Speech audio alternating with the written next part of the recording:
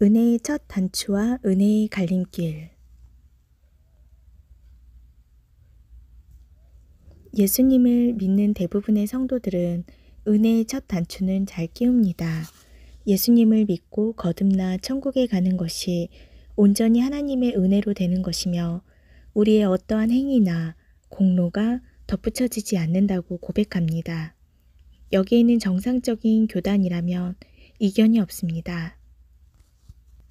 그런데 성화의 과정에 접어들면 은혜의 두 갈림길이 나타납니다. 인본주의와 신본주의. 인본주의는 인간의 자유의지를 강조합니다. 마치 인간의 자유의지가 하나님께서 절대로 건드릴 수 없는 성령인 것인 양 옹호하려 듭니다. 하나님께서 인간의 자유의지를 건드리면 인간을 로봇으로 취급하는 거라고 하나님을 사랑 없는 독재자로 정죄합니다. 물론 대놓고 그렇게 말하진 않지만 결과적으로 그렇게 말하는 것과 같습니다. 결국 그 마지막은 하나님의 영광이 아닌 인간의 교만과 파멸로 끝이 납니다.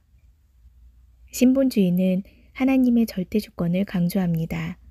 창세전에 모든 것을 작정하시고 예정하시어 절대 주권적 섭리 가운데 모든 만물을 운행하신다는 것을 믿습니다.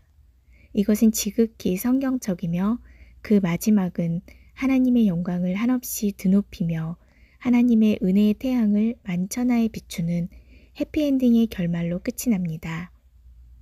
인본주의의 길은 우리 안에 내재된 죄의 뿌리를 완전히 도려낼 수 없으며 더욱 뿌리 깊게 죄의 암덩어리를 키우는 또 하나의 심각하고 거대한 죄악을 걷잡을 수 없이 양산해냅니다. 그러나 신본주의의 길은 우리 안에 내재된 죄의 뿌리를 송두리째 드러내며 위로부터 온 선한 것들로 우리의 마음을 가득 채우고 신의 성품에 참여케 하는 놀라운 기적을 날마다 만들어냅니다. 예수님을 영접할 때 우리는 예수님께서 내 삶의 주인이 되어달라고 고백했다는 사실을 잊어서는 안 됩니다.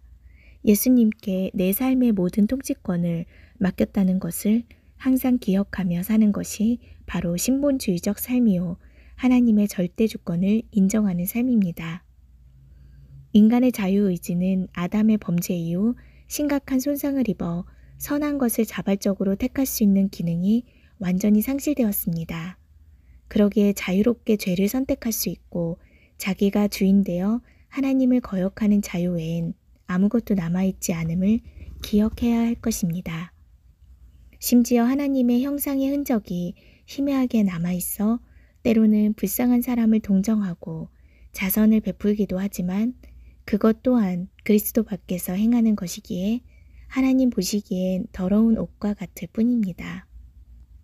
도무지 인간의 자유의지로는 스스로 하나님을 찾아가거나 그리스도 안에서 선한 것을 행할 능력이 하나도 없음을 인정해야 할 것입니다. 그러기에 인간은 하나님의 일방적 구원을 필요로 하는 전적으로 부패하고 무능한 존재인 것입니다. 이런 절대적 절망 가운데 처해 있던 우리를 하나님께서 조건 없는 은혜로 구원하사 당신의 자녀로 삼아주셨음을 인정해야 합니다.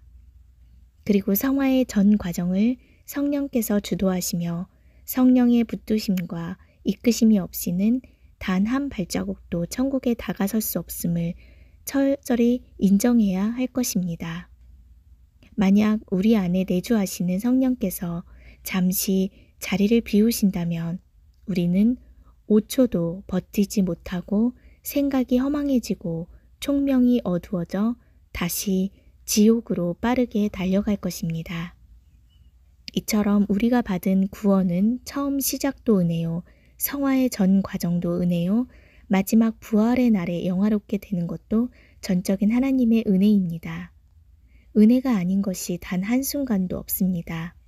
그 어떤 순간에도 우리의 허접한 자유의지를 내세워 하나님께서 거기에 맞추셔야 한다고 감히 고개를 쳐들고 내들 수는 없는 노릇입니다.